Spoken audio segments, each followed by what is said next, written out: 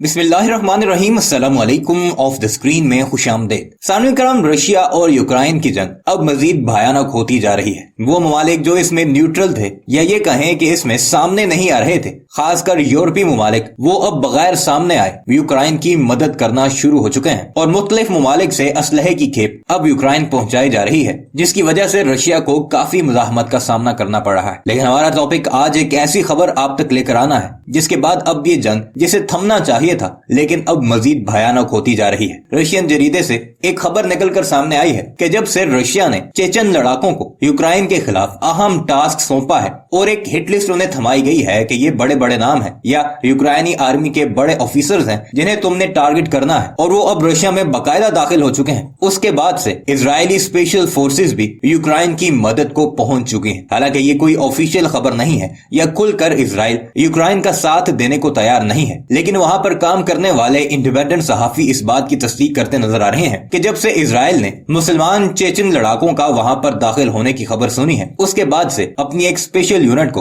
उन्हें काउंटर करने के लिए भेजने की इजाजत दी है। ये खबर तो पहले भी आ रही थी कि इजराइल और चंद यूरोपीय ममालिक के वो स्पेशल यूनिट के कमांडोज जिन्होंने आर्मी से रिटायरमेंट हासिल कर ली थी, उनका एक दस्ता पहले ही यूक्रेन में रशिया के खिलाफ लड़ रहा था। लेकिन ये खबर के हाजिर service elite commandos Israeli army के वो अब रशिया के खिलाफ लड़ेंगे और वो भी चेचन जांबाजों के खिलाफ, इसने पूरी दुनिया को काफी चौंका कर रख दिया है। इजराइल को ये डर है कि अगर चेचन लड़ाके वहां पर कामयाब हो गए तो कहीं वो फिर इजराइल का रुख न करें और इजराइल की सलामती को खतरा ना हो। इस सारी न्यूज से ये बात भी सामने नजर आ रही है कि इजराइल किसी भी तौर पर किसी मुस्लिम कंट्री को या किसी मुस्लिम तंजीम को कामयाबी हासिल करने नहीं दे सकता, क्योंकि मुसलमानों को इजरायली अपना सबसे बड़ा दुश्मन समझते हैं और अपनी सलामती के लिए खतरा भी। आगे चलकर आपको कुछ सेकंड की एक इंग्लिश न्यूज का टुकड़ा भी सुनाएंगे जो कि दुनिया में काम करने वाली एक इंडिपेंडेंट न्यूज एजेंसी है और ऐसी खबरों को कवर करती है जो मंजरेआम पर नहीं आती। और उसके बाद आपको हमारे पड़ोसी मुल्क भारत का एक क्लिप दिखाएंगे कि जैसे ही रशिया ने चेचन कमांडर्स को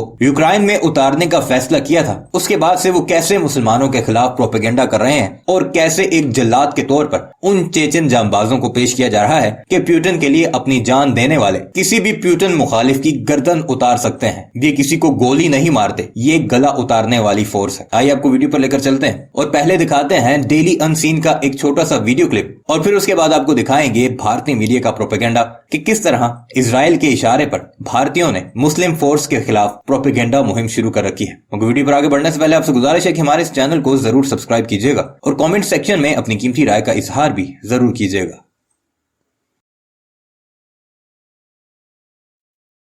Former Israeli soldiers are fighting on the side of the armed forces of Ukraine.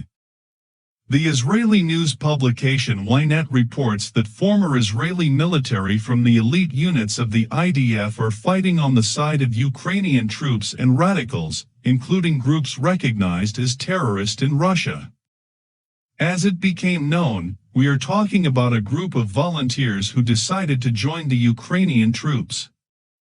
According to the Israeli publication Ynet, we are even talking about former soldiers of the Israeli Special Unit Golani. At the same time, given the apparent absence of any criticism from Israel, this should clearly raise a lot of questions about interference in the Russian special operation. Among other things, it is also reported that in the ranks of the armed forces of Ukraine ultra-Orthodox Jews join, which raises a lot of questions why these actions are not condemned in Israel. और war के बीच एक चेहरा ऐसा भी है जिसकी चर्चा international media में खूब हो रही है। पुतिन के साथ ये वो शख्स है जो बेहद खतरनाक है और इसके बारे में कहा जाता है कि ये पुतिन के लिए जान भी दे सकता है और किसी की जान ले भी सकता है।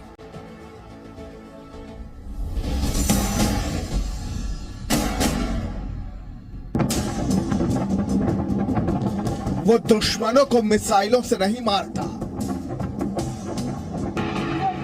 वो दुश्मनों को टैंकों से भी नहीं रौंदता, वो दुश्मनों पर रॉकेट भी नहीं बरसाता।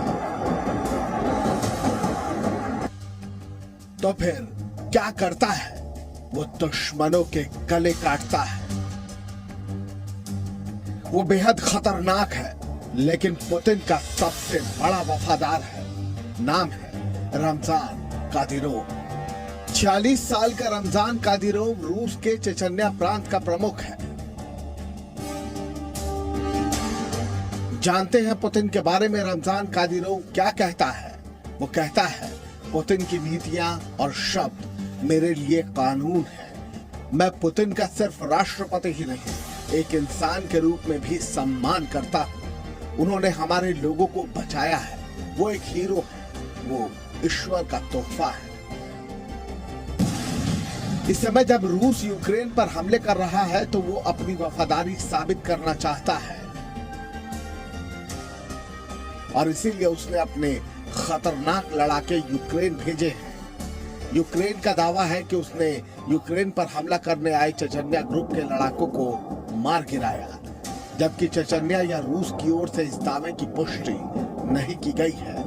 कहा जाता है कि कादिरोव के लड़ाके जहां भी लड़ते हैं बेहद बर्बर हो जाते हैं और पुतिन से भी कादिरोव की उम्मीद ऐसी ही है।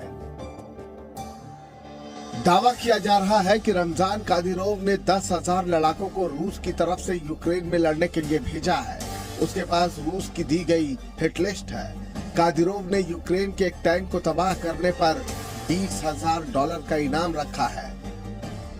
वो इस जंग को और ज्यादा बर्बर बनाना चाहता है। कादिरोव पुतिन का ऐसा वफादार है जो उनके कहने पर अपनी जान भी दे सकता है और जरूरत पड़ने पर किसी की जान ले भी सकता है। वॉर के बीच एक चेहरा ऐसा भी है जिसकी चर्चा इंटरनेशनल मीडिया में खूब हो रही है। पुतिन के साथ ये वो शख्स है जो बेहद खतरनाक है और इसके बारे में कहा जाता है कि ये पुतिन के लिए जान भी दे सकता है और किसी की जान ले भी सकता है।